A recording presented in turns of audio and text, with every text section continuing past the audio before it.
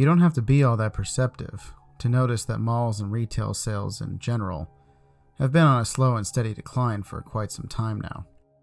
Sears, Dillard's, JCPenney will all soon just be remnants of a long-forgotten consumerist era. Due to my considerable bad luck and lack of forward thinking, I found myself employed by one of these dying malls. I remember the day I started at the place. I accidentally parked all the way on the other side of the building and had to walk to my work location, Spencer's Gifts, which was the very last store open at that mall. My interview with the store manager was over Zoom, so this was my first time actually entering the place.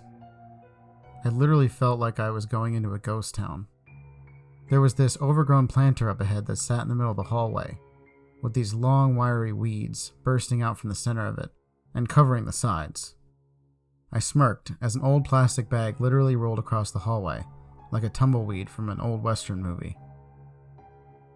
A wide-eyed, disheveled homeless man shuffled around the corner past me, looking very stressed. He then turned and looked back, as if searching for someone, then ambled right past me again, not even making eye contact. I stopped at the food court before my shift to grab something, wondering if there'd still even be any food windows in operation. Luckily, there were two places. A hot dog and Chinese food window were both open. Neither were my favorites, but I figured I could probably fill up on some fries at least. As I walked over to the hot dog window, I noticed someone out of the corner of my eye who immediately disturbed me. Across the rows of empty tables and chairs, there was an obese woman at a large table with two different trays in front of her. She was literally going back and forth from a Chinese platter to a hot dog and slurping everything down with a milkshake. Sauce was covering her face and shirt as she consumed voraciously. I'd never seen anything like it, and I didn't want to stare, but it definitely made me uncomfortable. So I grabbed the fries and headed to my store to eat them in the break room. As I walked out, I turned my back and saw her look up from her food. She stared at me blankly, but with this deranged hint of desire. Luckily, I was told before where the time clock for the store was. I walked straight to the back and found a coworker, Brandy, who was aggressively stocking items on a shelf and eventually noticed me. "You the new guy?" she asked as she grabbed one of my fries. Her studded eyebrow ring glistened as light cast across an enormous burn scar covering half her face. She was probably in her early 30s, and you could tell by her curt personality that she'd been dealing with the social ramifications of the scar for most of her life. "You hear what happened to the guy whose spot you took?" she bluntly said as she jammed some rolled up posters into a cubby. "No, what?" I asked, thinking that I should have probably realized there would be a reason the last store in a dying mall in 2020 was hiring. Guy was convinced this mall was some kind of secret CIA facility or something. He'd talk to me about it all the time. Cops eventually found him up on the rooftop with his ears chopped off, saying he was trying to make the voices go away. "Dude's been in a facility ever since," she said. Clearly shook by the disturbing story, I sat in silence for a moment. Then I awkwardly thanked her for the info and went over to the time clock to clock in. The rest of the people who came through that day seemed like different variations of Brandy, looking for piercings and raunchy greeting cards to give as presents. Either way, it was a pretty standard day for that kind of place. Except for one really weird thing.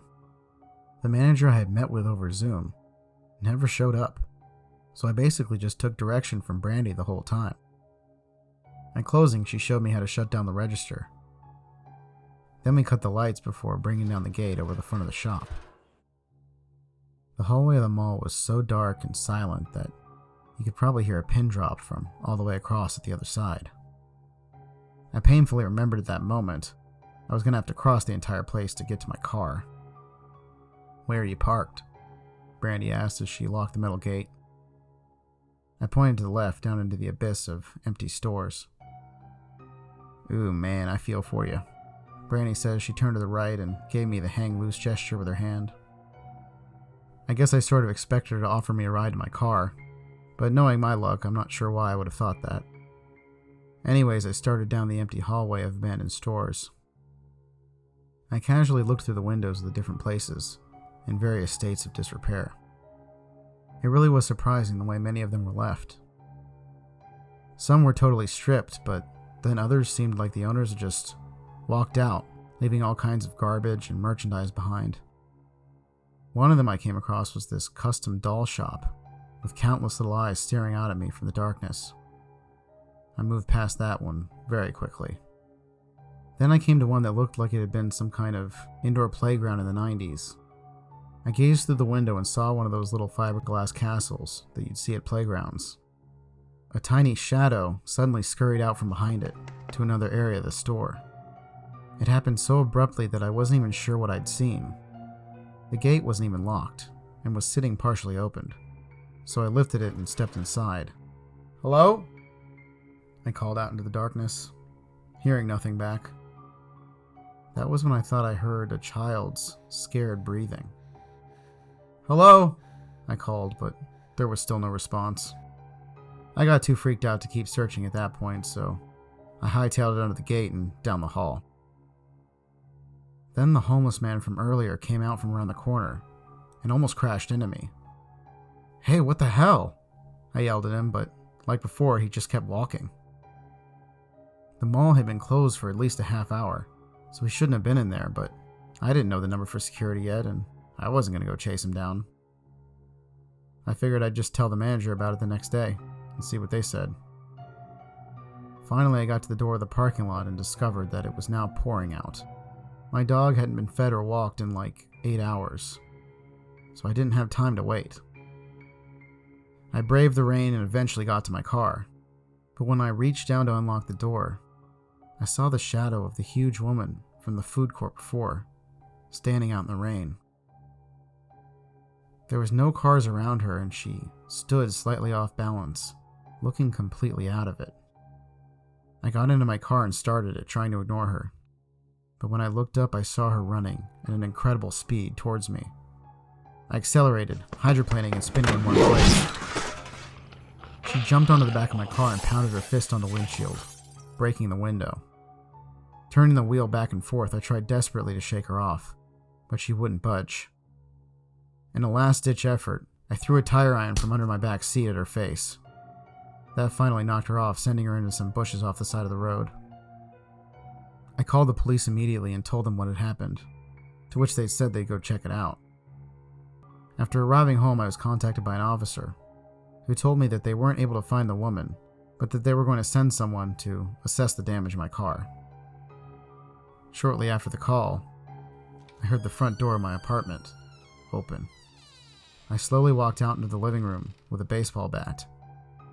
She was there, her mouth gaping wide open, her clothes torn, and her hands were clenched, ready to attack. But before she could, a bag came down over her head from behind, and a man injected her with some kind of paralyzing agent.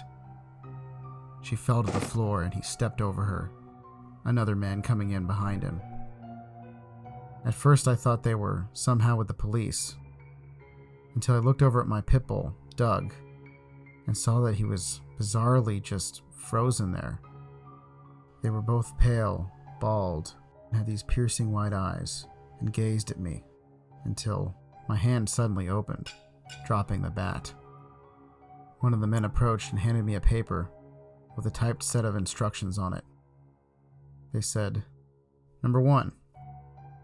You will continue your job at Rareview Mall until specified otherwise. Number 2. You will not inform authorities about this interaction, or anything related to what you find at Rareview Mall. Failure to follow this guideline will risk serious repercussions." Below that number there was a list of my family members and their addresses. Then lastly it said, "Number 3. You will write down all supernatural occurrences that take place during your shifts at the mall. If your entries are sufficient to us, you will eventually be allowed to leave, as well as compensated for your time." As soon as I was done reading, the man grabbed the paper back from me, and they both immediately walked out the door, dragging the woman's body with them. My dog then reawoke, barking and confused. That was about a week ago to the day, and the things I have discovered since then are even more bizarre than the stuff I did the first day. I still have not been contacted by those men again, and I don't know how much longer I can keep going with this. I fear for my life on a daily basis. Although I am scared, one thing is for sure. The more time I spend at this mall, the more intrigued I become with its true nature and why I am needed here. I created this document as a way for others to keep track of me, so if I disappear, at least someone will know why.